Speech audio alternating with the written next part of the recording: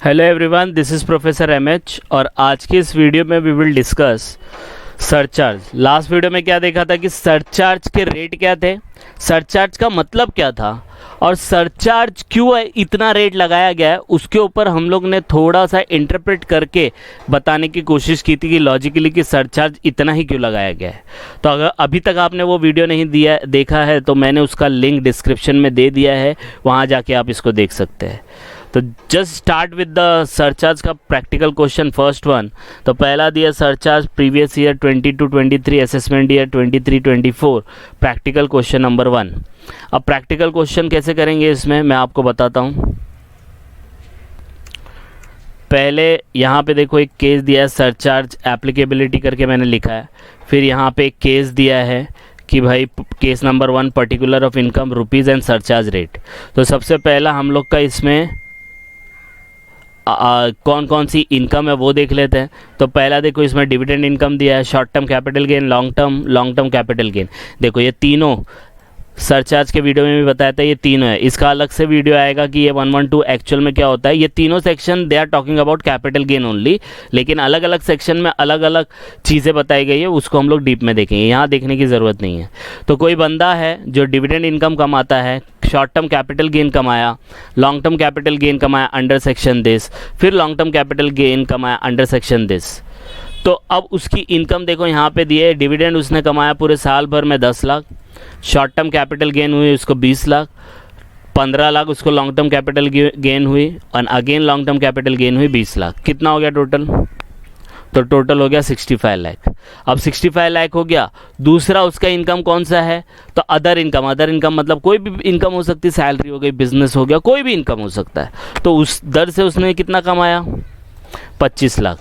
Total निकालने का, क्योंकि सरचार्ज जो होता है वो टोटल इनकम पे डिपेंड होता है। तो टोटल इनकम कितना हो गया? 90 लाख, बराबर है। अब ये 90 लाख है, अब इसके हिसाब से सरचार्ज रेट देखो कैसे डिसाइड होता है। तो यहाँ पे देखो मैंने उसको क्लियर कट लास्ट वीडियो से कैप्चर किया है कि 50 लाख से 1 करोड़ के बीच में जो होता है वो 10% लगता है, 1 करोड़ से 2 करोड़ के बीच में 15%, 2 करोड़ से 5 करोड़ के बीच में 25% और 5 करोड़ के ऊपर 37%। तो आपको क्या देखना है? ये टोटल देखना है। देखो मैं रेड से हाईलाइट कर देता हूँ, ये वाला देखना है। तो ये 90 लाख आया। 90 लाख कौन से कैटेगरी में आता है? फर्स्ट में आता है? नहीं। सेकंड में आता है? नहीं, पहले में ही आता है। 50 लाख से 1 करोड़ के बीच में। तो 50 लाख से 1 करोड़ के बीच में कितना परसेंट है? 10। तो सरचार्ज कितना लगेगा? इन सब पे कितना लगेगा? 10%। मतलब ये अमाउंट पे नहीं लगेगा, इनकम टैक्स निकालो और टैक्स निकालने के बाद उसके ऊपर 10% लगेगा। मैं सिर्फ आपको यहाँ पे रेट बता रहा हूँ, आई बात समझ में?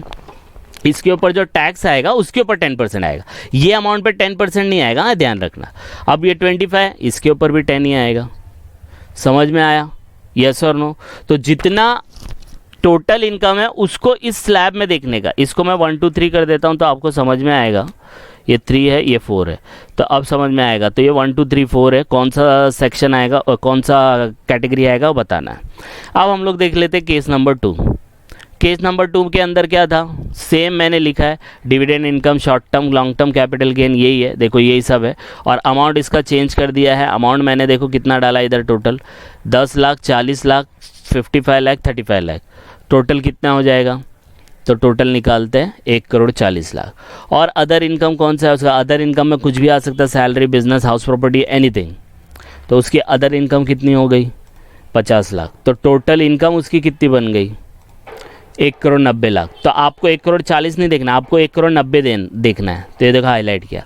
अब ये 1 करोड़ 90 मैं यहाँ पे भी लिख देता हूँ तो आपको समझ में आएगा। ये कौन सी कैटेगरी में आता है? 1 में आता है, 2 में आता है, 3 में आता है या 4 में आता है? आप बताओ। तो ये 1 करोड़ 90 लाख पहली वाली कैटेगरी में नहीं आएगा, हाँ दूसरे वाले कैटेगरी में आएगा, 1 करोड़ से 2 करोड़ के बीच में। तो ये है ना 1 करोड़ 90 लाख, तो मतलब ये 1 करोड़ से 2 करोड़ के बीच में। तो सब इनकम के ऊपर जो टैक्स आएगा उसके ऊपर रेट कितना होगा? 15%। रेट कितना होगा? 15%। आई बात समझ में? फिर से बता रहा हूँ, 15% ये अमाउंट का नहीं लेने का।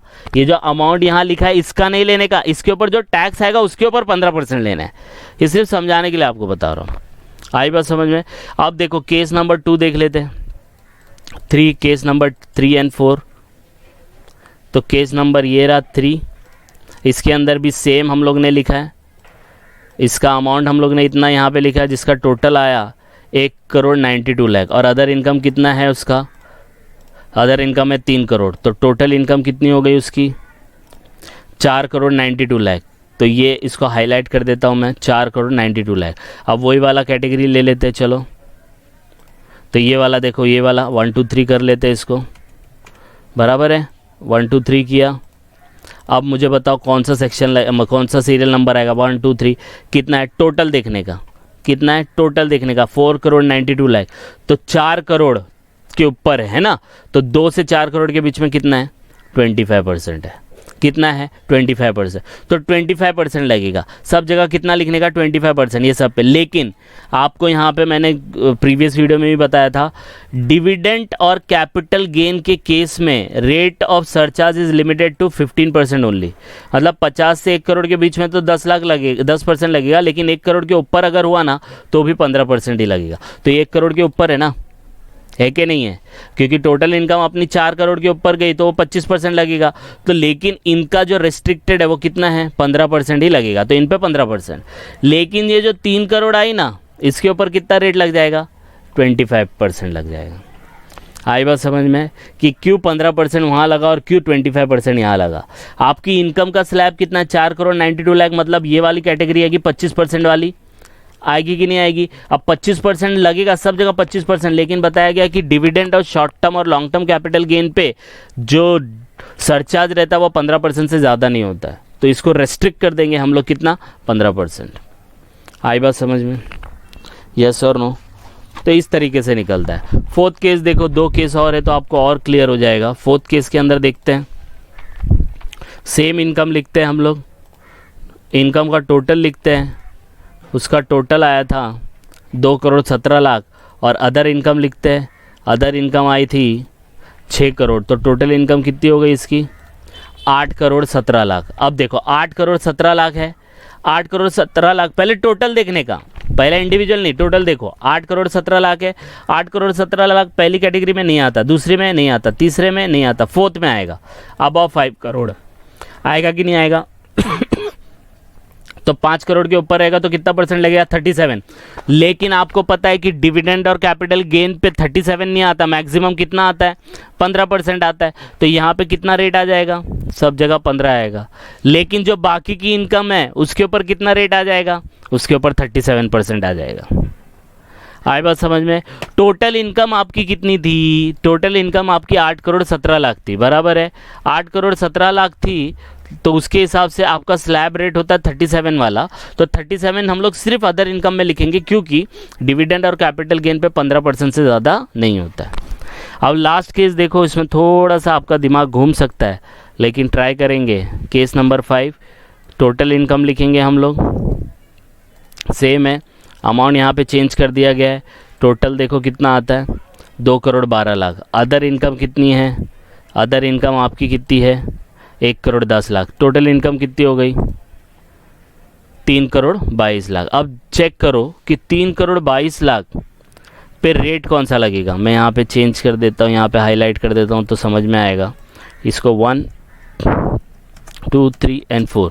आप बताओ 3,22,00,000 कौन से स्लैब में आता है, 3,22,00,000 कौन से स्लैब में आता है बताओ।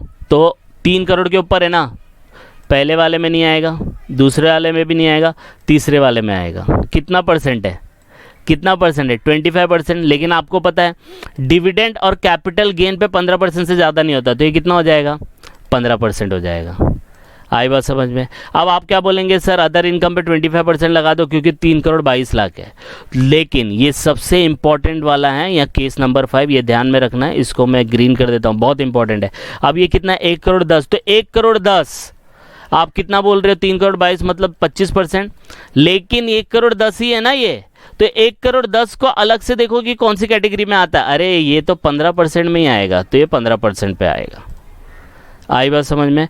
तो बिकॉज ऑफ दीज, इसकी वजह से अगर आपका स्लैब रेट सरचार्ज का बढ़ जाता है, लेकिन आपकी अदर इनकम उतनी नहीं है उस स्लैब के लिए, तो आपको उसको उसी स्लैब में लेना पड़ेगा जिसमें वो आ रहा है। फिर से एक बार बता देता हूँ तो आपको कॉन्सेप्ट क्लियर हो जाएगा। यहाँ पे देखो कितना है टोटल इनकम, पहले देखने का टोटल इनकम कितना है, 3,22,00,000 है। 3,22,00,000 ये कैटेगरी में आता है कि नहीं आता है? इस कैटेगरी के हिसाब से 25% है, लेकिन डिविडेंड और कैपिटल गेन पे 25 नहीं लगता, मैक्सिमम 15 है, तो 15 यहाँ पे लिख दिया, ये क्लियर हो गया। अब आप बोलेंगे सर 3,22,00,000 है तो इसके ऊपर 25% आना चाहिए, नहीं, क्योंकि इसके अंदर 2,12,00,000 तो सिर्फ डिविडेंड है और कैपिटल गेन है। अपनी अदर इनकम कितनी है, 1,10,00,000 है, तो 1,10,00,000 को चेक करने का स्लैब में कौन सा आ रहा है, आ रही बात समझ में? तो स्लैब में कौन सा आ रहा है, 1,10,00,000, पहला नहीं आ रहा है, लेकिन दूसरा तो आ रहा है ना, तो दूसरा है तो वहाँ 15% हो जाएगा। अगर समझो ये अदर इनकम 60,00,000 की होती तो फिर ये वाला कैटेगरी आ जाता। आई बात समझ में? तो ये वाला बहुत इंपॉर्टेंट है, क्योंकि सरचार्ज में यही प्रॉब्लम आता है कि समझ में नहीं आता कहाँ पे कौन सा सरचार्ज करेंगे। आई बात समझ में? यस और नो? तो दिस इज़ द सरचार्ज का प्रैक्टिकल क्वेश्चन, आप इसको गो थ्रू करो। लगता है अभी भी कुछ ऐसा कॉम्बिनेशन है जो आपको डाउट लगता है, यार सर इसका समझ में नहीं आ रहा है, इसका बताओ, तो आप मुझे कमेंट करके बता सकते हैं, जिसके ऊपर फिर हम लोग नेक्स्ट वीडियो में उसको इनकॉर्पोरेट कर लेंगे। तो by the time just go through it, कुछ डाउट आएगा तो please comment and please like and subscribe for more videos. Thank you.